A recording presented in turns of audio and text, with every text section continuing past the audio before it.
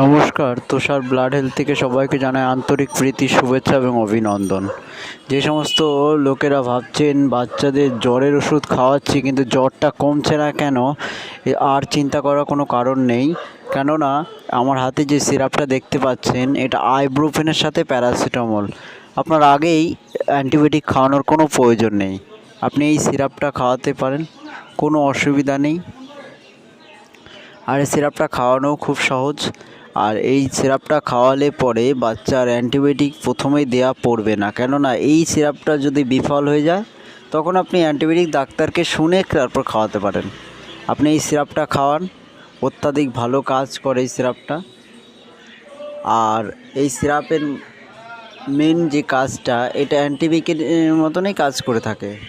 আপনি এটা খাওয়াতে পারেন। এরকম নিত্য নতুন ভিডিওর জন্য অবশ্যই চ্যানেল